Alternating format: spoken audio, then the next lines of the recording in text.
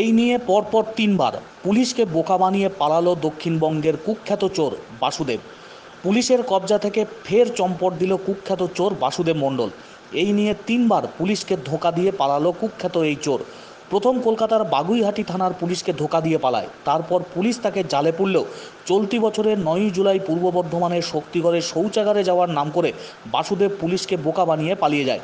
এবার কুখ্যাত চোর বাসুদেব পুলিশকে বোকা বানিয়ে একেবারে খোদ কালনা মহকুমা আদালত চত্বর থেকে চম্পট দিল। কীর্তিমান এই চোরকে পাকড়াও করতে এখন হন্যে হয়ে বিভিন্ন জায়গায় ফের খুঁজছে পুলিশ। জেলার পুলিশ সুপার আমনদীপ জানিয়েছেন, কালনা আদালত চত্বর থেকে পালানো অপরাধী বাসুদেব মণ্ডলকে ধরার জন্য পুলিশ জোরদার অভিযানে নেমেছে। প্রেয়সীদের বাসনা পূরণের জন্য অহরহ প্রয়োজন হতো অর্থের। সেই অর্থ জোগাড় করতেই চুরিতে হাত পাকায় যুবক বাসুদেব মণ্ডল। সময় গড়ানোর সাথে সাথে বাসুদেব হয়ে ওঠে দক্ষিণবঙ্গের এক কুখ্যাত চোর, যে কলকাতার নিউ টাউন ও বাগুইহাটি থানা এলাকা থেকে শুরু করে পূর্ব বর্ধমান এবং হুগলি জেলার বিভিন্ন থানার পুলিশ কর্তাদের রাতের ঘুম কেড়ে নেয়। বিভিন্ন চুরির ঘটনায় জড়িত বাসুদেব নামটাই এখন পুলিশের কাছে কার্যত যেন ত্রাস। পুলিশ সূত্রে জানা গেছে, কুখ্যাত চোর বাসুদেব মণ্ডলের বাড়ি হুগলি জেলার বলাগড় থানার আক্তারপুর এলাকায়। তবে 36 বছর বয়সী ধুরন্ধর বাসুদেব তার চুরির সাম্রাজ্য প্রায় গোটা দক্ষিণবঙ্গ জুড়েই বিস্তার করেছে। বাগুইহাটি থানার পুলিশের কাস্টডি থেকে পালানোর বেশ কয়েক মাস পরে ধরা পড়ে বাসুদেব।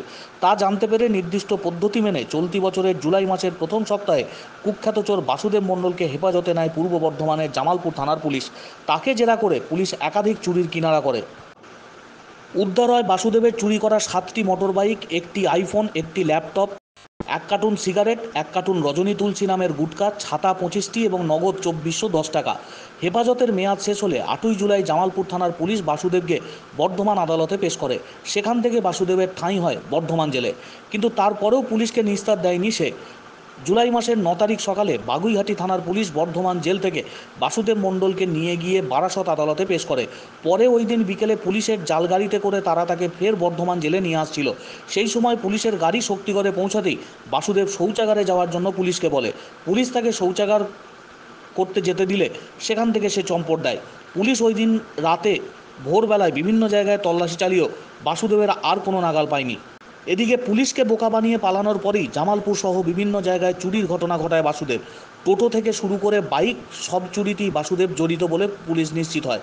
এর মধ্যে সোমবার জেলার কালনা থানার পুলিশ সোমবার রাতে আগ্নেয়াস্ত্র এবং কার্তুজ সহ বাসুদেব মণ্ডলকে পাকড়াও করে। মঙ্গলবার তাকে পেশ করা হয় কালনা মহকুমা আদালতে। আদালতের লকআপ থেকে বাসুদেবকে বের করে এজলাসে হাজির করাতে নিয়ে যাচ্ছিল পুলিশ। তখনই সে পুলিশকে বোকা বানিয়ে আবার পালিয়ে যায়। এখন বাসুদেবকে খোঁজার জন্য হন্যে হয়ে খুঁজছে পুলিশ বিভিন্ন জায়গায়।